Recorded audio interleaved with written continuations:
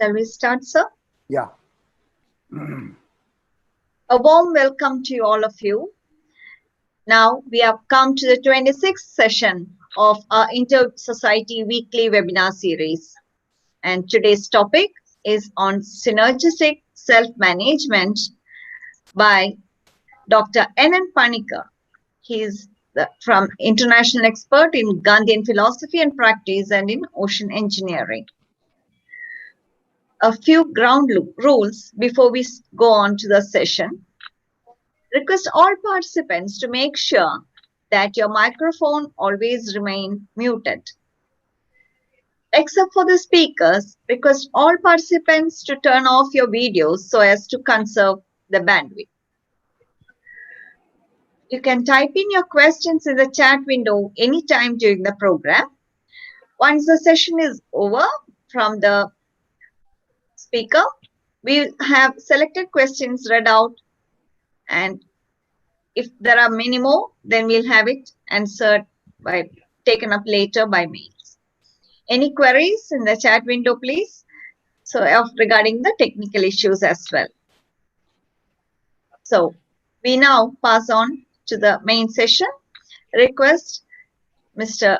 Suhair to deliver the welcome speech. Thank you, sir. Good evening. It's my pleasant duty to welcome the distinguished speaker of the day, Dr. N. Panikkar, and the august participants from all over the world to the 26th talk of the Inter-Society Weekly Webinar Series held on every Wednesday. As you know, 7 organizations, IEEE, Institution of Engineers, Computer Society of India, Project Management Institute, Internet Society of India, Wakamali Foundation Trust, and an EMBS of IEEE are behind organizing this program. We had a variety of topics from technology, health, education, environment, global warming, economics, psychology, mathematics even, and social issues presented by very eminent speakers. Harindra Lal is doing a wonderful job in making this a Janapriya Paripadi, connecting people from all over the world. Today, we have yet another interesting topic and a passionate speaker. The topic today, Synergistic Self-Management, or Sahajivan Swaraj. Synergy comes from the Greek word synergos, meaning working together. Interaction between 2 or more people make a combined effect greater than the sum of the 2. In mathematical terms, 1 plus 1 is greater than 2. One simple example is 2 people trying to pluck a mango from a tree and not able to reach. And one man climbs over the shoulder of another man and easily plucks. This is called synergy. In corporate sector, you can see some companies merge with high marketing skill and high R&D skill. 2 companies exist. They combine together to make a wonderful company. So this topic is quite interesting, and its impact in our life, Dr. Panikkar is going to tell us. And Dr. Panikkar needs no introduction to people in Kerala. He hails from Mankum in Kuttanad, which has produced many great men like Dr. M. S. Swaminathan. Primarily, he's a Gandhian, but he's also an engineer, technologist, a visionary, who applies knowledge to transform the society. It's also interesting to know that he's the first rank holder in SSLC in 1958. He's a simple man with high thinking, can call him a Jnana Tapasvi. So he's going to take us through how we can live a self-sufficient life. As Gandhiji told, there is everything on earth to meet the needs of a man, but not the greed. He will be introduced in detail by Professor V.K. Damodaran. Over to you, sir. Thank you very much. Thank you, Suhair. Thank you, Harindra Lal, and thank you, Dr. Panikkar, because I consider this as a privilege to introduce a personality who has many things for others to emulate or copy. And he has actually come before this inter-society webinar program with a real interesting topic at a time when people are searching for some kind of a change in lifestyle and self-management, especially since the whole world, which was advocating globalization and closer relation between countries, regions, and persons, is now preaching distancing. So this is where probably the synergistic self-management, I don't know what Dr. Panikkar will actually present before us, but I find the title itself enormously meaningful and appropriate. Now, Engineer Suhair has actually already put one or two points I thought I could actually introduce as a great contribution from my side about the greatness of Makumba, where great Dr. Swaminathan was born. And of course, there are others also in art and culture. There are some people who have actually come up from the same place. And I would say that waterlogged hamlet in the Kutanad region of Kerala, which for others who are not very familiar with Kerala, if they are in this audience list, it's a place which is almost 1.12 meter below sea level.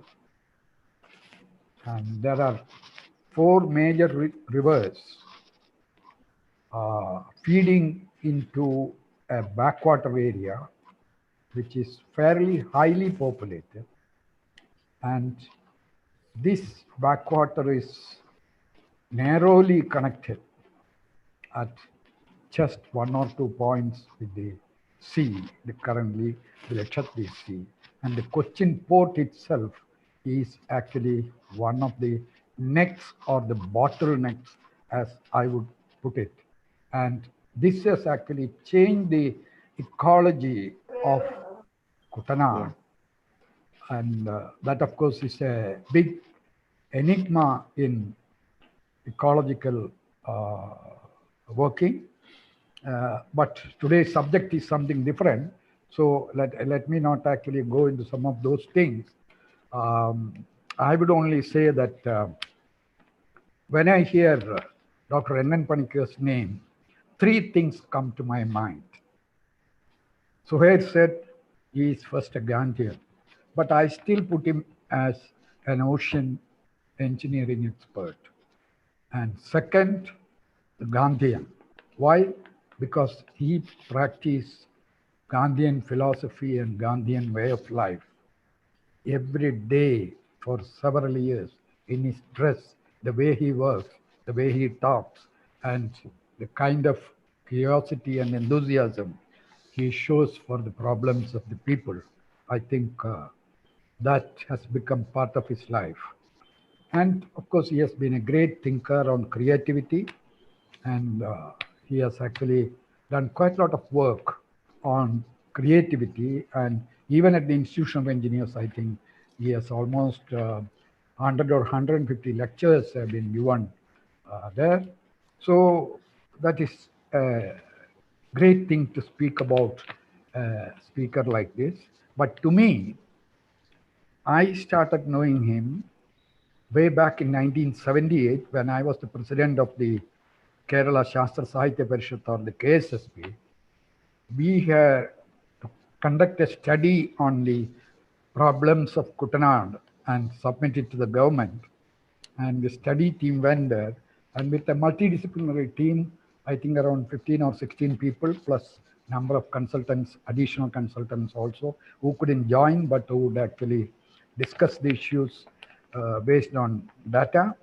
And Dr. N. Panikkar at that time was very willing to join this team in helping the preparation of the report.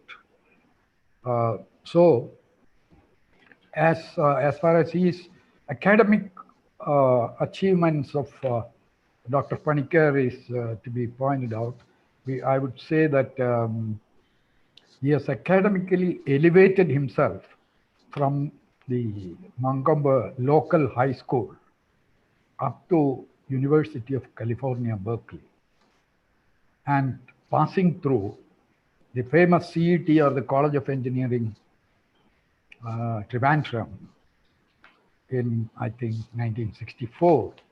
Then Calcutta University, Bombay IIT, and Woodshall Oceanographic Institute. So it has been quite a enthralling journey. And his studies, because there are a number of things which are either too technical, which many people will not understand. But I would value some of the studies and the papers he has published, especially on the sediment deposits on the seabed, which is enormous economic value for a country like India. And salinity intrusion in estuaries.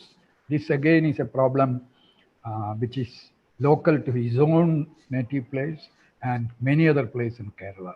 And the coastal erosion in Kerala, which has been every year you come up with a new drama and people start solving it and we are not reached anywhere. Modern methods of beach protection, energy resource estimate of ocean surface waters.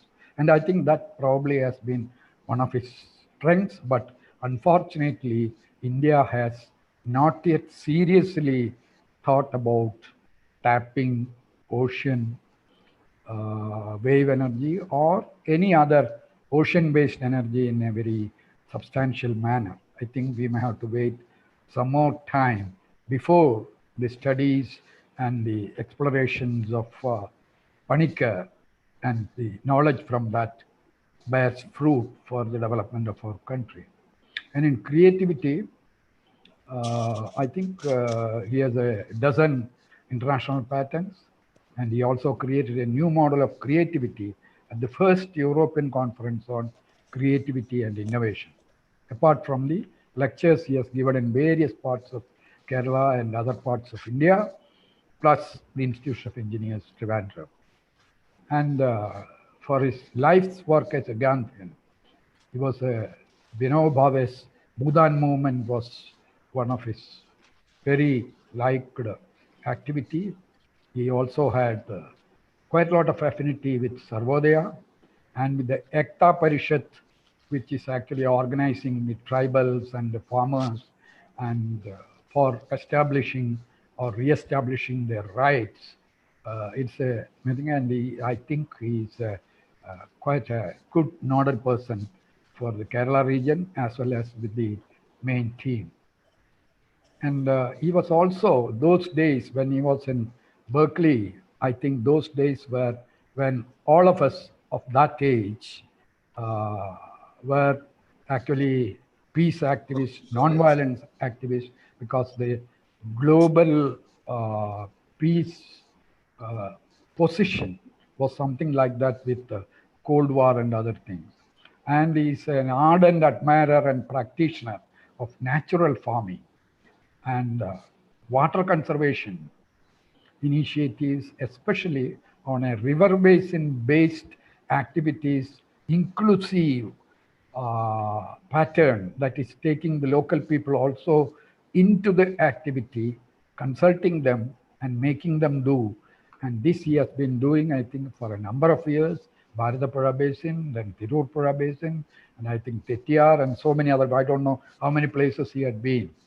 And of late, I also heard that he has actually laid his hands on evolving a small solar photovoltaic system for the poor. I don't know how far he has been successful and been able to implement, but this will actually give probably a spectrum of his wide activities from Gandhian philosophy and what you call the frugal innovation, about which Dr. Prahlad and our famous CSIR former DG They were actually publishing a paper in Harvard Business Paper, which has actually attracted a lot of thinkers all over the world. And here we have that kind of a practitioner to speak on synergetic self-management. And I am very confident that he will manage the session in the most beautiful manner and the way we all expect. Thank you. And Dr. Panikkar, the floor is yours.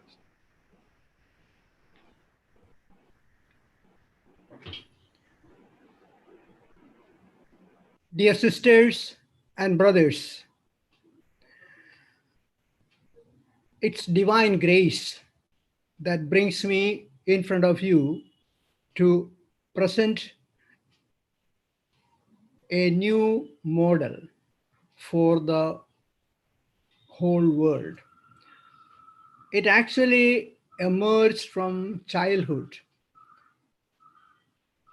and it has been developing for a long time. Basically, it's based on Swaraj, self-management. Swaraj was the goal for India. We wanted, that's our birthright, and we still do not have that. Swaraj is basically, let me put in the modern context, I would put it as not only a self-rule, self-control, self-sufficiency, I would put self-management. Self-management involves management of the self, which is really a very spiritual idea.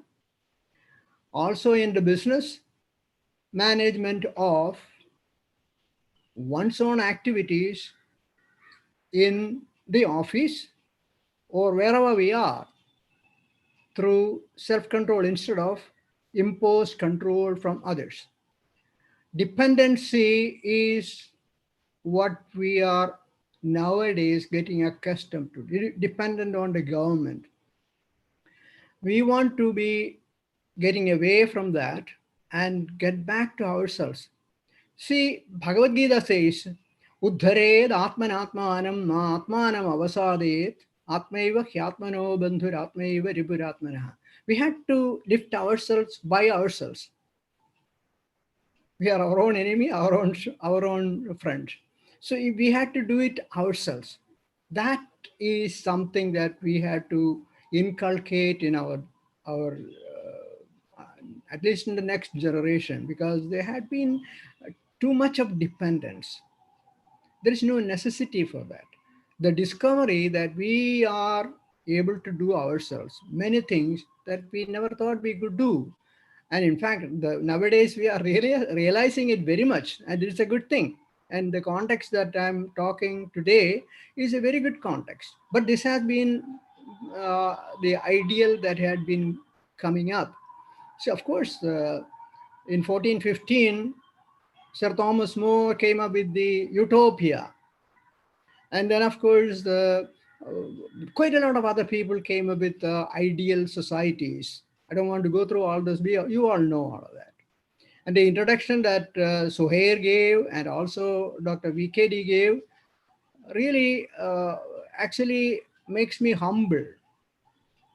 I have not done anything. I have not achieved anything at all. Quite a lot of other people have done so much more good things in the world.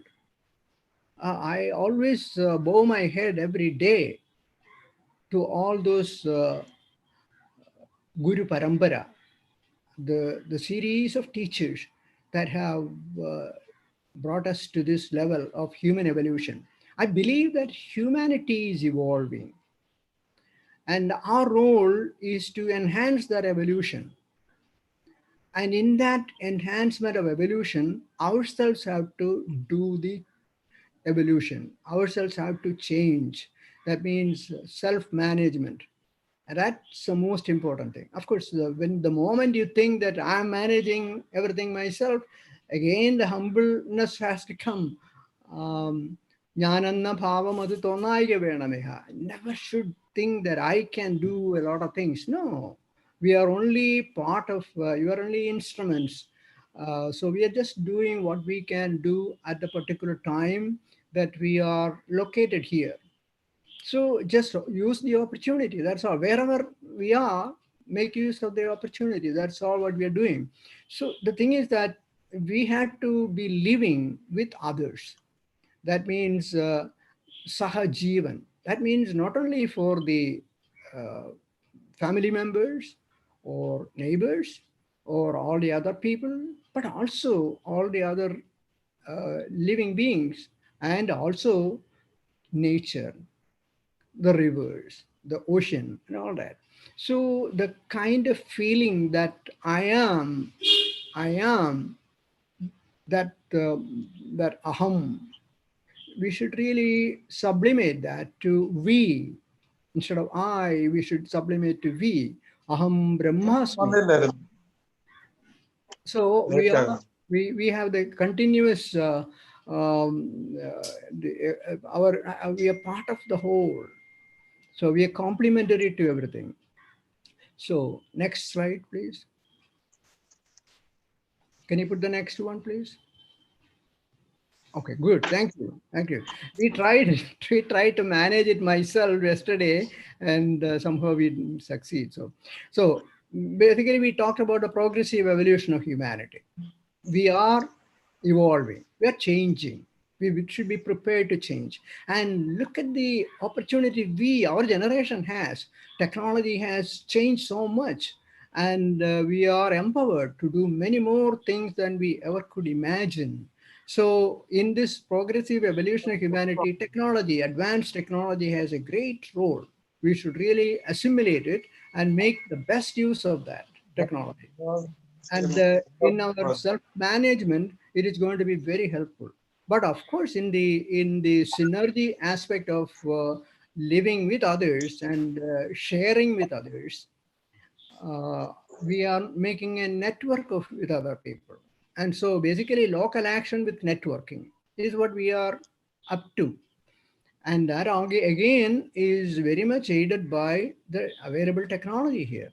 So all the thing, I don't think we should be afraid of any technology at all. I am actually with Saram Vishwesariya, who was 8 years older than Mahatma Gandhi, in developing the technology, but using the values of simplicity and the values of thriftiness, all those things. Mahatma Gandhi came 8 years later, and he had a lot of experiments done in South Africa and all through his life here. And he has shown that came up with the idea of Sarvodaya. That means the lifting up of all, the rise of all as the ideal. And of course, Vinobaji took that forward, and we all are really blessed by great people who worked in that stream for a long years of India's freedom movement. Quite a lot of people were there in that. So we inherit all those things, and what we had to do now is to make sure that whatever we do, we ask ourselves, can I do it myself? Self-management, self-reliant. Can I do it without depending on others? So if we ask that question, we will find the answer very easily, that we can do most of the things that today. At the same time, we had to ask, is this going to be complementary to the rest of the society? Is it going to be helpful to others? What I am doing, of course, I am able to do many things myself, but what about the other people who are not able to do that? So we should be able to share that.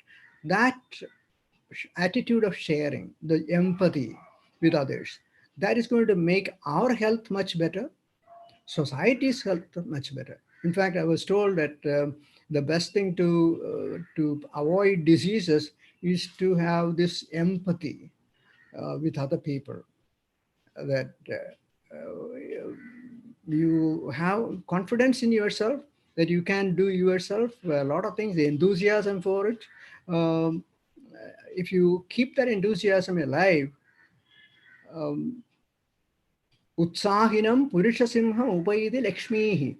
I mean, those who are enthusiastic, those are the people who will be blessed with grace of wealth and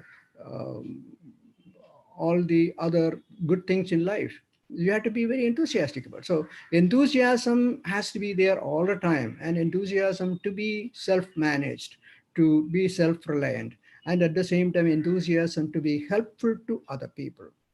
That is the new model. The new model that encompasses those two things, working together. In fact, in my work on creativity, I was thinking about all those in the model. I had been saying that the contrast of expected surprise, disciplined freedom, all those things. We are basically they look like contradictory things. It is the same thing here also. I can see some people may find out this when you talk about self-management and at the same time sharing, living with other people. There is a contradiction. There is no contradiction.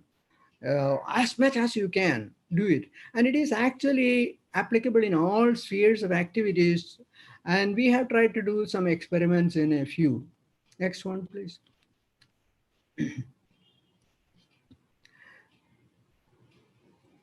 So basically we are now talking about local action with networking. Local action is by the individual, by the group of individuals, by the community, by the state, by the nation. All of them will be self-reliant, self-sufficient.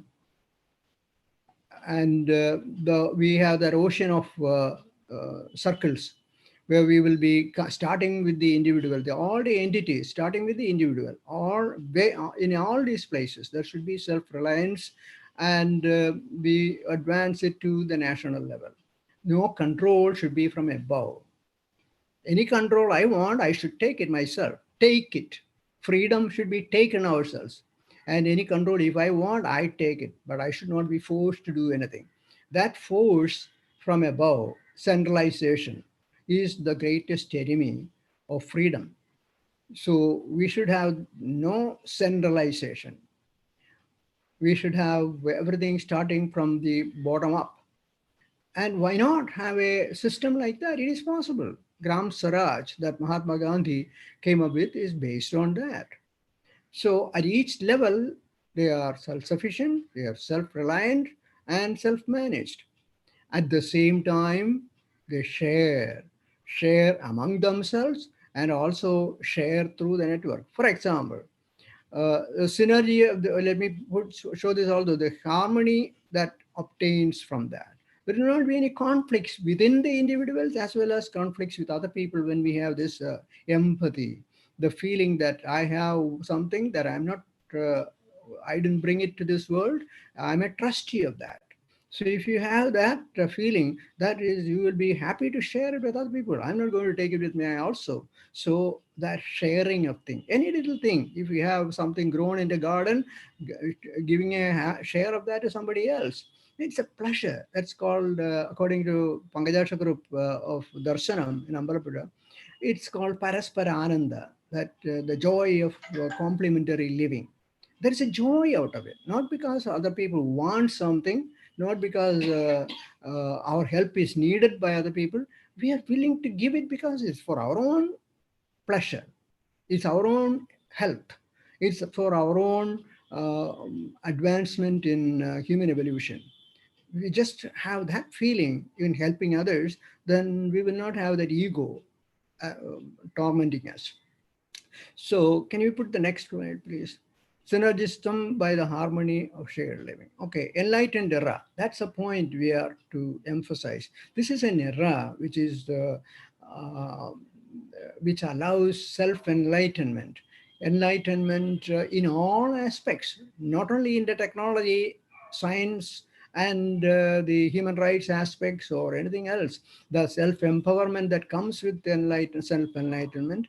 And we are living in such an era, and where this self-management with harmony and synergy uh, is to be obtained by the awareness of all around as part of a whole of complementary existence.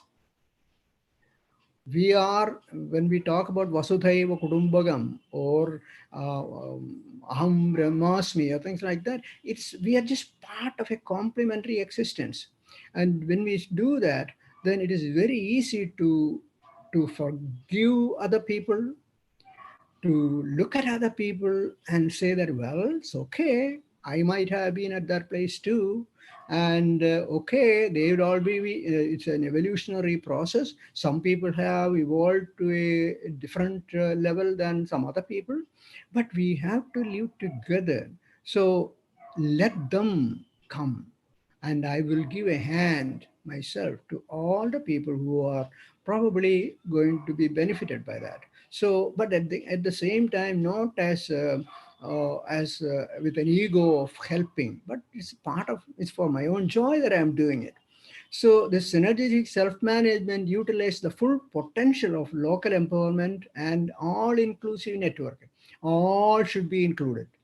Nobody, caste, creed, gender, or anything should prevent should be used for discriminating people. There's no reason to discriminate. That includes all the other living beings too. So this is not really ideal. What I'm trying to say is that it's just a practical thing. It's easy. There is no need to have this discretion or discrimination, which requires effort. So always be in an empathetic, with a mood of empathy to all of them, including the rivers. So now this is not a big thing because we are all practicing it already in a family, for example. In most families, this self-reliance is inculcated, and shared living is automatic there. So some people do more work than some other people. That's a different thing in a family. But in a good family, that the self-reliance with shared living or sahajivan swaraj is practiced. It is not an ideal thing. And next one, please.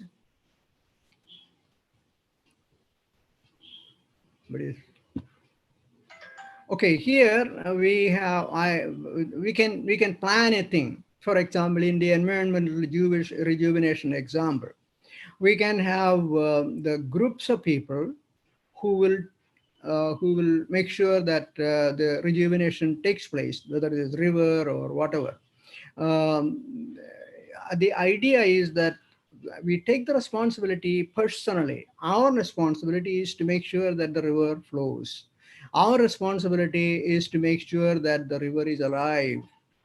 And then we say the group of people, our group of people in a particular area, as a group, it's our responsibility. So such groups are unorganized, but they are together. They get together and do things together. And say if it is in a Puja, we can have a Puja Kutam. And in Tetia, we have R Kutam. And in Kutanad, we have Nat Kutam. So these groups of people do the work. There is no hierarchical system at all in it. Say, in that, when we design a rejuvenation program, for example, which is related to water, see, the thing is that first thing is water. Water is such a miraculous substance that human evolution can be traced through the management of water. It's a very, very interesting thing. Management of water could be the basic mode for the evolutionary enhancement of humanity. So we take care of water. Take care of water how? So it doesn't get polluted. We have sufficient water for everybody. The water that is available in any place, it can be purified and used by the people. There is no need to bring it from somewhere else. And there are many aspects of water, and we use the water as much because when there is a river, we go and swim in it, enjoy it, sit by the side of it, enjoy the water, enjoy the river. See, it's a life blood of a city or an area. So we make sure that water is protected, water is managed well. And the same thing can be done in a group like this, whereby we can expand the expedite the entry into solar era, which is the era that we are getting into in the area of energy and all kinds of other things. Then the development and propagation of new techniques in solar energy, natural agriculture, natural living, intrinsic healthcare, and social harm. All this can be done in a Natakutam or in a Arkutam, in a Pujakutam, in the group. So we have ways of doing things. All this means everything cannot be done at the same place all the time, but we have to set that as an ideal for a living. Self-management with synergy is the ideal there. So um, the utilization of the river, for example, all the resources, so bathing in the river, the swimming in the water, training the people for swimming. We conducted a lot of swimming classes in the river because many people die of drowning. And there's no need, and they should enjoy the water. So then they will keep the water clean, and full use of resources at source to prevent pollution and production of waste all along. So no waste should be produced by ourselves. So full use of it and reuse of the water. Facilitation of free flow all along the river, because many rivers are really blocked up. For example, Tirur Puja, the greatest problem with that is the Kutai shutter there, and also the bunding up of the Murukumar Deep there. So because of that, the river is not able to flow properly, and it becomes instead of the Tiruril Ninni Puja Narigadam Nindum Paledam Bahutavalanjam കാട്ടിൽ പെരുമ്പാമ്പ് ഇഴയുന്ന മട്ട് കാണിച്ചു തെക്കോട്ടൊഴുകുന്ന ബന്ധം പൊന്നാനിയിൽ ചെന്ന് നദീവതംസപ്പൊന്നായ സാക്ഷാൽ നിളയോടിണങ്ങി ഈ ഉപ്പുവെള്ളപ്പുഴ വിശ്രമാർത്ഥം പോകുന്നു പൂർവേതര സാഗരത്തിൽ. Vallathol sang that before I was born. So he could see all those things. It is a salty river. So it should not try to make it a freshwater lake. So that creates problems. So blocking of the river, we should stop that. And there are many other things that people can do on free assemblies along the river for its full use, and also creation of public space accessible to all for fellowship. Because nowadays there are places for every political party, religious group, and everybody, for a common people to go and sit. But this is Puja Kutam or Puja Kadava, the gut of the river, is the only available place where everybody can go together. There is no chair or anything like that, so everybody is together. So anyway, because of the time constraint, I may want to go through the details. Initiation at the educational institutions all along, the colleges and schools, get them into this act. Promotion of ecologically compatible training for job creation, all kinds of that we will do in the next slide. We will talk about the job creation possibilities, renewable energy, and all these areas, the industries for tourism, and job creation is an important thing. Planting and protection of mangroves and other trees and vegetation, promotion of water storage in wells, ponds, and things like that. See, the most important thing in Kutanad we were trying to do is to make sure that the people don't have to go for bottled water. The water that is available there, so water everywhere, not a drop to drink, that's true, but there is water there. That water can be utilized by purification, self purification locally by themselves. They don't have to carry this water, the heavy water, carry bottles carried, and all those difficulty. There's no need for that. The technique, the technology is available for them to purify it and use it at that place itself. So this is the kind of thing. Next slide, please. So we can go through. Okay, these are just a few examples. The in we were working in the Tirur Puja for 9 years. Tirur Puja Sahajivan was started 9 years, and this is the beginning, the starting point of Tirur Puja in Adhavanad. See, the thing is that in such places there should be water collection. So we're trying to start a water pond, the collection of water, the rainwater collection. So this sort of thing can be done. And see the next ones here. is where you will find that Kutanad is really very much affected by infestation of weeds, water weeds. These weeds are really, water hyacinth, Icernia crucipus, pola. This is a big nuisance, and it is creating a problem for the farmers, but also the local people, because cancer is produced by the herbicides, all kinds of herbicide, Roundup and glyphosates, and all kinds of other things are really put in large quantities there, and of course that ends up in cancer of the people. There is the largest infestation of cancer in the whole area. Why not use this weed for useful purposes? And at Alapi SD College, Nagendra Prabhu has come up with a lot of ideas in using water weeds, and we are working with him on that. So collecting these and then making them into many, many useful products. So that's one way, using the waste, so-called waste, into value-added products. The flood is a big problem in Kutanad, and we are talking about ways of preventing flood by people's initiatives, and it's being done. Of course, in this area, they need a lot of medicinal herbs, planting them in the Gandhi Jayanti day, the day before yesterday, something like that. So things like that are going on. I don't want to belabor on, next slide, please. I don't want to belabor on, please, next. See, this is going on all around the world. This is not something new in India. For example, this I got from UK yesterday. They have what is it called, next door, something like that. So the neighborhoods, they are there. One day they saw that a big basket of apple was put in front of their house. Those who want to take it, take it. There's somebody who say, who would like to take my fridge? So they're sharing mentality to working. These were not there in the past. The point is that people are really getting together and sharing all over the world. So what we are doing today, what we are telling today, is a global trend. And in fact, some of you may be able to share your own experience in that. Let us have some time for that later. Okay, let me go through the next slide, please. Next one.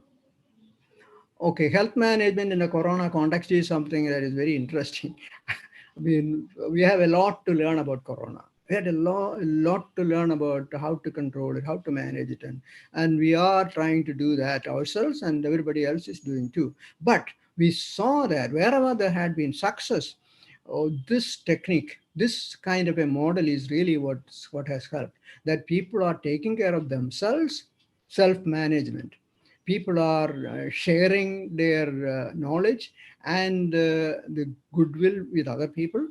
And this is happening wherever things like that happen, not only in India, not only in Kerala, but in many parts of the world. Wherever this has happened, the problem has been much less.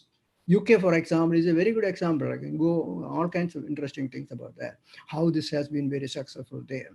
Now, natural farming, obviously, in natural farming, what we do is we don't bring anything from outside. We try to manage things from ourselves. That is self-management. No fertilizer or chemicals or anything like that is brought from outside. We are able to, it's already there in the soil. There is plenty of nutrients, and the solar sunlight is the most important food for the plants. All these are available there. Make use of that, and we can do the farming successfully. We do it ourselves too, in a limited way. Natural living, the living according to nature, lifestyle that suits the nature, and it's again dependent on each person. Self-management, lifestyle management, the attitude in that, and that really is very helpful in that. That's self-management, and then again helping other people also. That's also, helping other people is part of this your own well-being. At the point I want to really emphasize, empathy is really necessary for your health and your own natural evolution of that we are destined to. We should be getting better every day. And energy alternatives, of course, solar energy can be utilized, or gobar gas or biogas can be utilized. So as much as possible, we produce it ourselves. In yoga is listed here because there is something, it is a self-managed exercise, both for the body and the mind. It's a very wonderful thing. Swimming is another sport. So I'm talking about all areas where we should be giving some emphasis instead of centralization, decentralization. So swimming is, of course, individual activity, but you need to have sharing. Otherwise, you will not be safe for you. When I was teaching swimming in Pampa River in Mankambu, I make sure that somebody else is with them, and there's a buddy system for that. When somebody swims, another person looks at them all the time. So it is this is a self management with synergy there again. And there are many other areas. Okay, next one, please. Next one. Emerging trends in education. Education, of course, self-managed education is really what is happening now. Everybody doesn't have to school, doesn't have to go to school. Uh, they can do the education themselves. They can get the. In fact, I have had a lot of friends who had their children educated at home without sending them to school at all. But now this is in the mainstream now. Education is in our new educational national education policy also. This is emphasized not only for the self-management of education but also for the community, the sharing aspect of it. It's coming. Business, of course, many people are working from home. There is self-managed. There's no boss who looks over them, and at the same time there's much better efficiency in the operation there. And in government also it is happening. That's interesting. in, I just want to go, we can discuss all these things later, but to avoid, basically we don't do that. If we don't do this self-management ourselves, if we don't do the sharing, that means if we don't do something like this synergistic self-management ourselves, something else will come over us. There will be our centralized control will come. We will not realize how we have been dependent, how dependency has set in us for a long time, how we are habituated to getting the charity or the uh, other things from government and other people. We will lose our control. So the centralized control is bound to come unless we act and make sure that we are decentralized, self-managed people. And disharmony will occur in the society if we don't have the Sahajivan Swaraj. That means the living with others, with synergy. We should be able to give to other people, empathy with other people.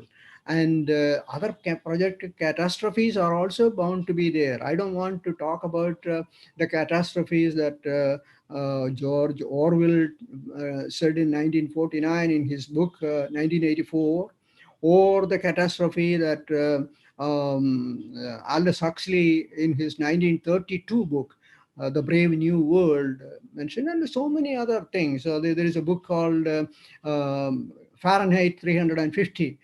That's an evil society that is likely to come in America, according to the author, where they will burn all the books, and that's why the 350-degree Fahrenheit comes.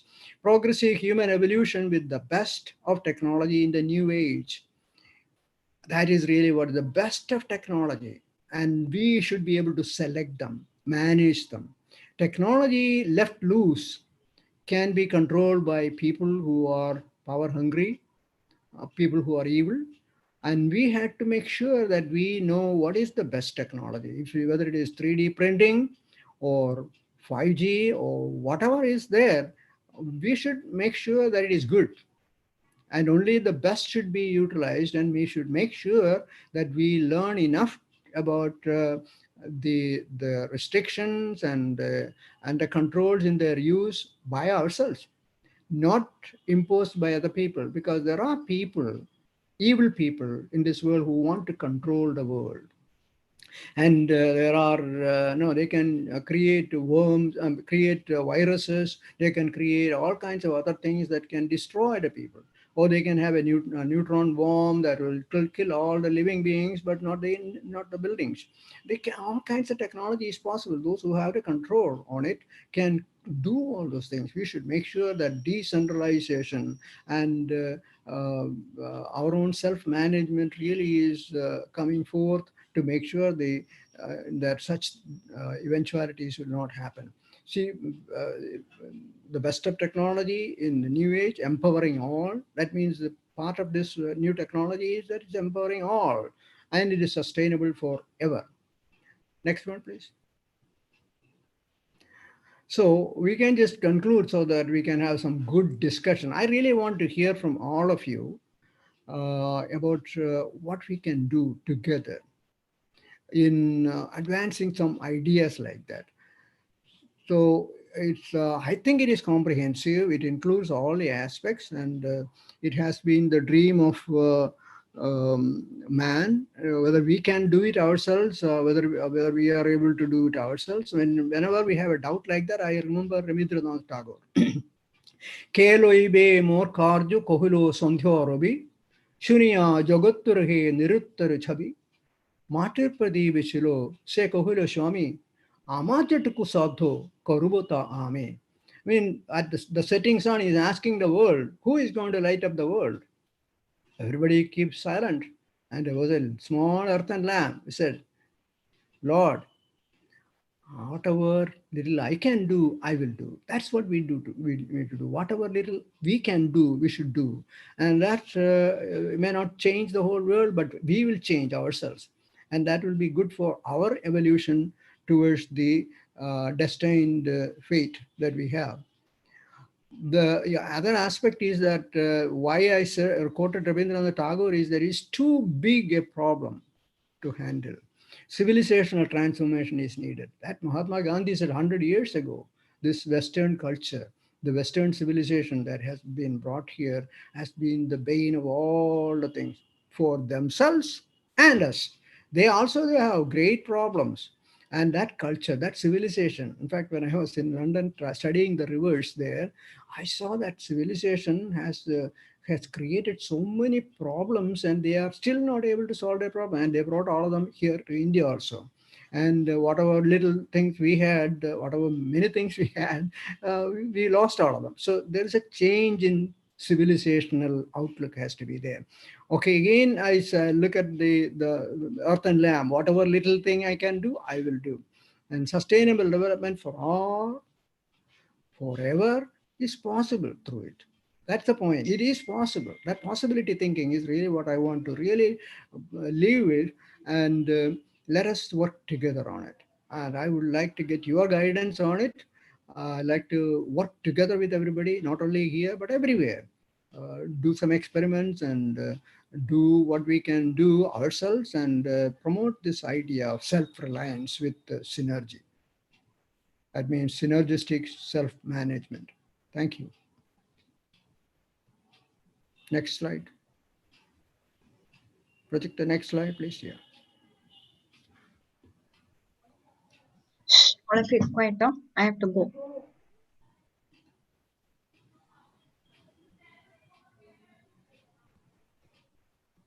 Any questions? Yes, sir.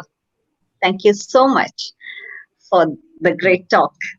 And you have made it very clear that always there's a question whether technology is a boon or a bane.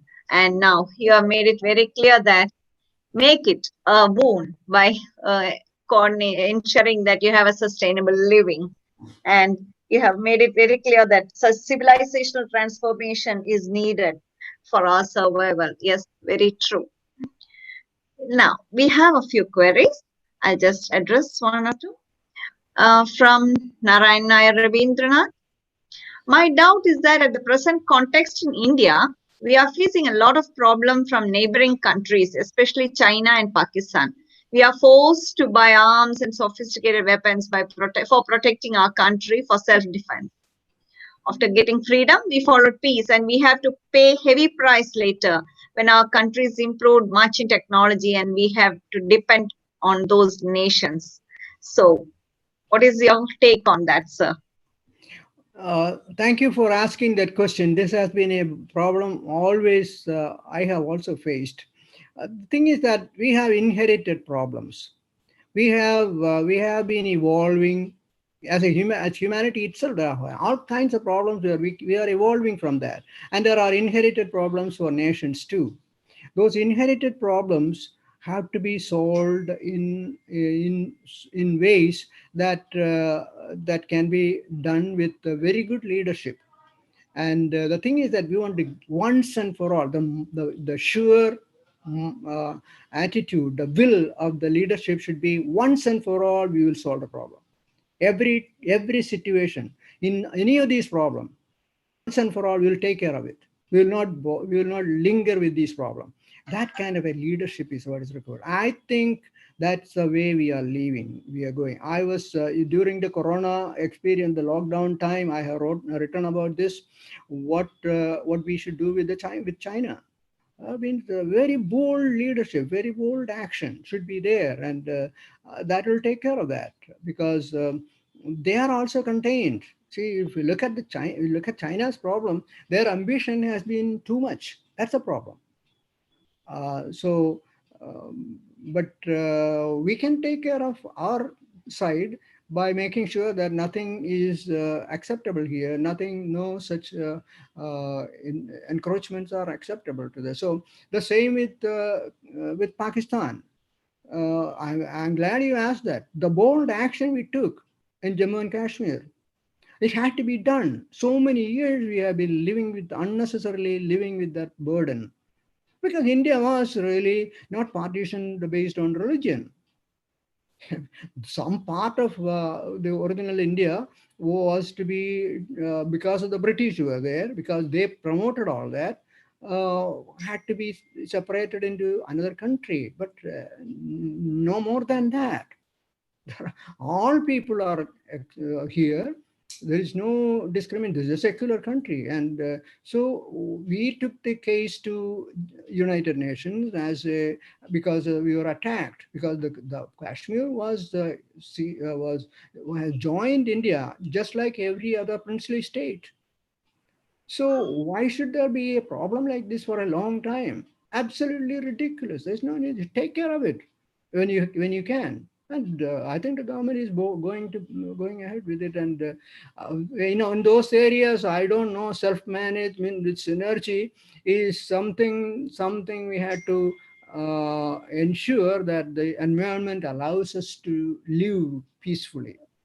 We were not allowed to live peacefully here, and so I agree with you. There is a problem here, and the problem has to be handled in a very bold manner. And I think that will be done. And the thing is that we have to build up from below the strength for such things. And that is Yes. where, okay. So now there's another query like how do we engage the younger generation is what the question is. How about including the basics of the values that you have said in the initiatives for school curriculum so that children become aware of the great need for these given the deteriorating state of nature and environment is a question from Shyamala Shashidharan. Very good question, because we had to start from the children. The next generation has to imbibe these values. These values are uh, eternal values. There's nothing new here at all. When you say you have to take care of yourself, this is a common sense only. You do whatever you want to do, you do it yourself. Whatever you can do yourself. And that self reliance that can be inculcated in the children right from the home and school. And the same time, living with other people, sharing, that is a very important thing. And of course, right now there is a little problem, but that's certainly a temporary problem. And this also will disappear when everything settles down. We will make sure that we will find that such a thing will never happen in history of man, because we have suffered too much, and there is no necessity for suffering like that when we have a value system of self-reliance and also harmony with other people. such things can never happen in the future. Of course, the experience we are going through is probably good. I don't want to comment too much on it, but I think the children should have the that civilizational transformation in them. See, English education, the English values, and all kinds of other things that have been imposed on us. We still are really suffering from them. There is no necessity to hold on to any of those things. We Yeah. have, okay, so let's do that. Yes, Professor Mohandas also has put in the same doubt, like saying the other way, that in this world of cutthroat competition, will this dream ever be realized in the next few generations? Let us hope it is realized. And because we are moving on time, so I'll just get to the next session of vote of thanks. Uh, I request We don't Mr. have any more Guru to questions. give Professor Harindralal, we said that we can have some more discussions, right?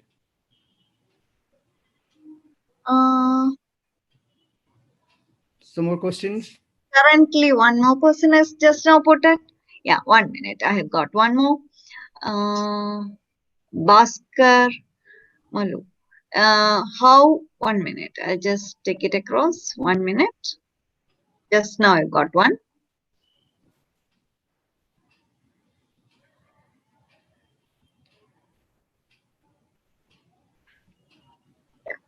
How to motivate more people to think and live like you. That's great. Extension of the same point, you are on the product of lifetime experiences. How to motivate more people to think and live like you. Yes, that's great. Okay. Let me point out all those said in the beginning about me. I don't know whether I have done any of those things, and probably some of them are not really very, rather exaggeration. I have not done much at all. I have tried to do things. That's all. But going through the various uh, phases of life, I have not been able to do many things, but try to do things. Anything that is new, anything that is good, I tried to change and do that. That's all I had. I have not succeeded. We have not succeeded. But I have my wife sitting by me. We were fortunate enough to go through various experiences together, and she has been really the most important part of this growth, if we had any. And you want to say a word? No, you don't want to say. So it is possible, and because of her, I could do say a few things like that, and also all the people that we had the privilege of working with, they have really influenced me a lot. It's not mine at all. See, right in the childhood, I had the exposure to Acharya Vinoba Bhave. Yeah, I walked with him. I, I couldn't never imagine. It's not mine making. It just came. Or to walk from Gwalior to Delhi with P.V. Rajagopal.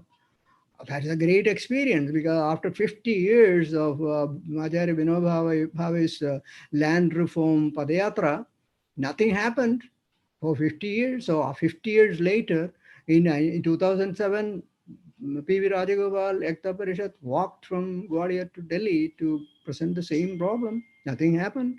I had the privilege to walk at that time also.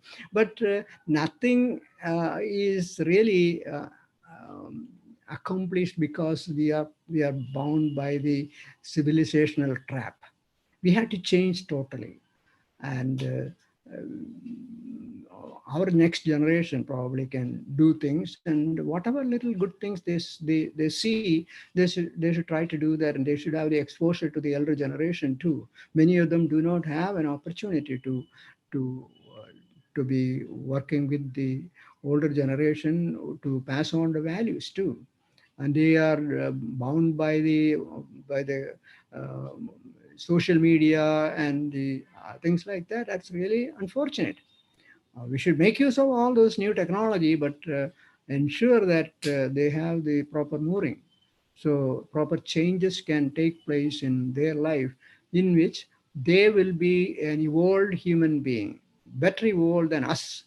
The next generation should be better evolved than the today's generation, and the earth also in a better shape than today. And we can do it. Let's do it together. Yes, there's one more question from Mr. Narayan Kutti. How to identify and adopt good technology for humanity? Should there be a regulatory body for technology development? Even ban technology like neutron bomb? There has to be a government, a central government, a local government. There has to be government. But the point is that the government will take care of such problems, regulation, and any external dangers that may come to us. Any external danger include the danger from within, such as bad technology, such as misuse of technology. Those are also dangers. Those dangers are to be taken care of, and that the government will do. But what we have to do is to nip it in the bud. From the grassroots, there has to be a movement where such things do not affect. If there is no consumer, nobody is going to sell those things to us. So we should make sure that we don't use them. We should make sure that our people around us do not do that. That's where the sharing takes place. When something bad happens around us, we should be aware of that and help them not in a controlling manner, but with love and empathy. If they are misguided, we should be able to help them. And that's how the synergy takes place. That synergy is a security. See, we don't need the security of the police for most things if our neighbors are looking after us, if other people are taking care of us. So we have such an ambience, and that is ensured through the harmony that is obtained through sharing, through empathy. And so other things beyond that are all entities at the bottom up, at all levels. We should have the self-reliance and the sharing and all those things. And then whatever is not possible to be done at that level, it should be handed over to the next level, like the village panchayat or something like that, or the next level where it cannot be handled. So like that, at the national level also, we will go on where everybody has a role to play, but they don't. The national level control should not be over on the individual. That's basically we should have an ambience where such things are not affecting our daily life. We should make sure that we manage our things well. Okay.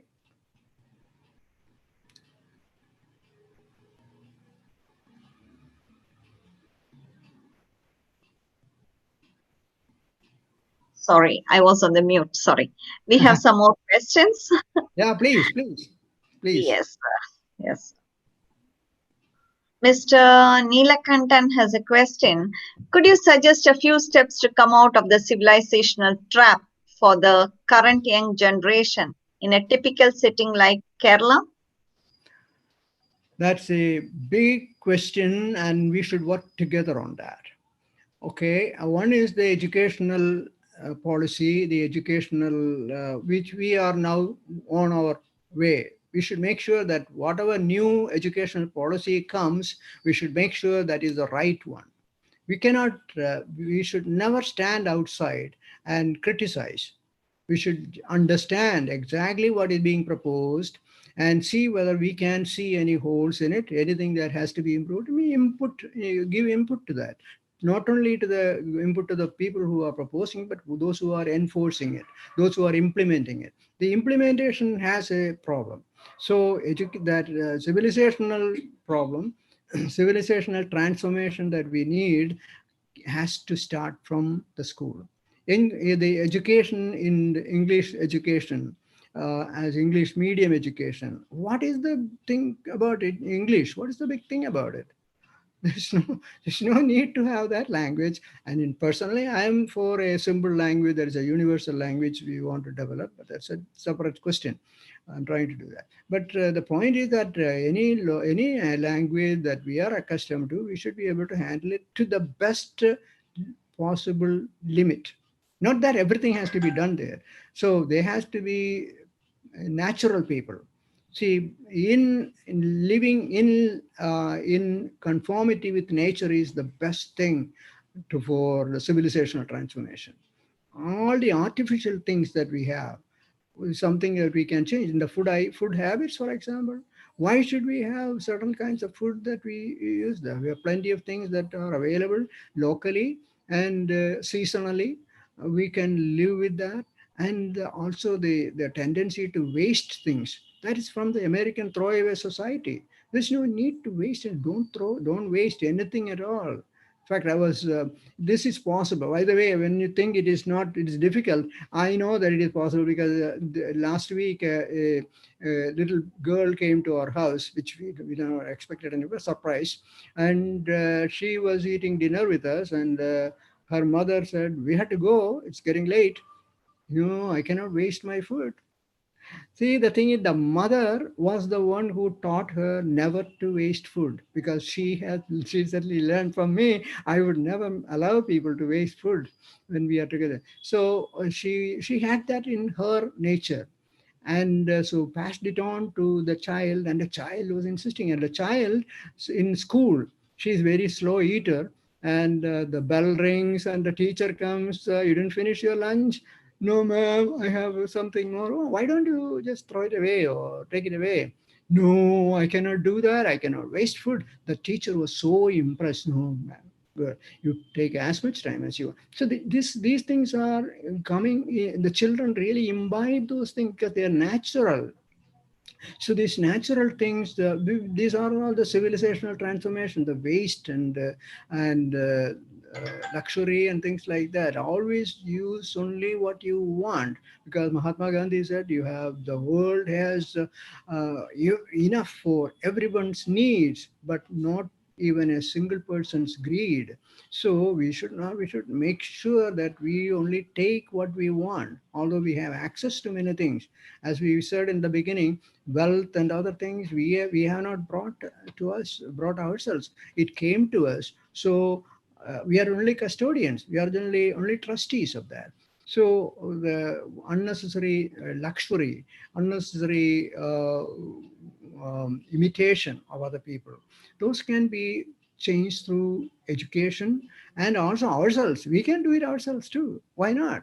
Tomorrow onwards, when we say, "I will limit my consumption of food for that is most appropriate for me, instead of the habit that I am accustomed to." And there are so many ways of learning what is the best way of living. And other people's examples are there, but our own example is the best we should have. Okay. So I think next question you just passed by saying regarding a question from Harinder Lal. Okay. English is a language connecting the world. How can we do away with learning this language? You just made a passing remark, if I'm right, in the last question of Yeah. civilization. It's a good question, because that's a usual question. We lived without English for thousands of years. Only when Macaulay came and brought in their educational system, we started using the English. Okay, that's one. So we can do without it. We have lived with it for many, many years. Many other countries are doing it. Germany and many other countries are doing. Indonesia, for example, they never learned Dutch. When we visited Indonesia, I was surprised. Not a trace of Dutch civilization is there in the whole of Indonesia, which is consisting of 5,000 islands.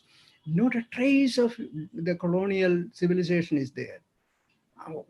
So it is, so every colony also doesn't, they don't have any, they don't learn Dutch, or they don't, nobody knows Dutch there. So they have their own common language, because these 5,000 islands had to have a common language. They're so separate from each other. They developed a Bhasha Indonesia, which really united them together through a common language. So they never had to go through this question of changing in from the colonial language to anything else. Fortunately, that's very interesting. It's a country that's very interesting because of that alone. So it is not necessary that we have to have English. Of course, in modern times, translation is easily possible.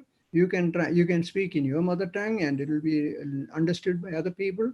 And in modern, with the modern tools available, there is absolutely no necessity for English for all the people. For some people, it may be necessary, and those of us who have it, we make use of it, and we help other people who do not have it. But it's not necessary. That language is not the best language in the world. That's another thing. It has so many deficiencies, so many problems with that language. There is absolutely no necessity to have that as a piggyback on our shoulders. We have to get rid of it. True, sir. Here's another question. Excessive use of natural manure is creating problem of village wells being polluted by nitrate. And this is one reason for liver cirrhosis increasing. Uh, and there is nobody identifying it. Or is there any awareness of this? Is a question. Liver cirrhosis is increasing in this country in a very, very rapid way through adverse drug reaction. All the drug that goes into our system goes into the liver because it's an artificial thing that gets into the system. It goes there, and liver cirrhosis once upon a time was caused by excessive alcohol. Nowadays, that is not a cause. So this is because of the drugs that we have. And the drugs also, for each and everything, we have some kind of a drug. For every ill, there is no pill, but for every pill, there is an adverse drug reaction. So there is an illness that can be caused. So we had to change that way of looking after our health. That's the first thing. The cow manure or other manure that is causing the liver cirrhosis is, I don't think that is a correct statement. I never heard about that before. And cow manure is, for example, considered to be much more valuable than even for manure. For health also, it's supposed to be good. Anyway, we don't want to go through those things, but I don't think that is going to cause any liver problem. There may be some other. Thank you so much, sir. Yes, I think, yeah, now no more questions. It was really enlightening, sir, and we all should be more responsible. It's very true. I request Mr. Koroto Pivagis to propose a vote of thanks. Korudu. Okay. Namaskaram. Good afternoon to all. It's my pleasant duty to say vote of thanks. And considering it as a privilege to say vote of thanks for the program of Dr. N. Panikkar. I hope everybody enjoyed the presentation of Dr. Panikkar on synergic self-management. For the last few months, every Wednesday from 6 p.m. to 7 p.m., we all are enjoying the synergic effect of few professional societies of Trivandrum. That is our inter-society webinar series. I hope the effort is successful and all the participants are enjoying the same thing. Mr. N. Panikkar is not at all a new person to all of us. I remember his continued talks for months, I think around 100 talks, if I am correct, on Wednesdays for few years before at Institute of Engineers, Velayambalam, Trivandrum, on creativity. Professor VKD has already mentioned this one in his introductory talk. Very inspiring talk with commendable experience in the subject. Sir, your talk on synergic self-management was very much inspiring, informative, excellent talk on management of one's own activity in various areas. You have presented in a very simple way the pros and cons of self-management synergically. We all enjoyed your presentation. On behalf of the organizers and personally on my behalf, I extend a hearty thanks to you, Sir Dr. N.N. Panikkar. Without the untiring effort of its organizers, this inter-society webinar series will not be of any success. If I am going to mention the name of all, who all are in the background, it will take a long list. As the time is already late, I am not entering the task of mentioning everybody. I extend our sincere thanks to all members under the leadership of Mr. A.G. Harendra for making this event possible. Thank you, sir, and your team. We extend our hearty thanks to all the members. Next is thanks to the press and medias and all who have taken their space, time, and effort to give maximum publicity for this event and made it possible to reach the information to all. Thank you for them. Lastly, the participants. Without your presence and cooperation, this webinar will not serve its intended aim and objective. Myself, on behalf of the organizing societies and personally on my behalf, I extend a bouquet of thanks to all participants. Thank you all. Thanks a lot.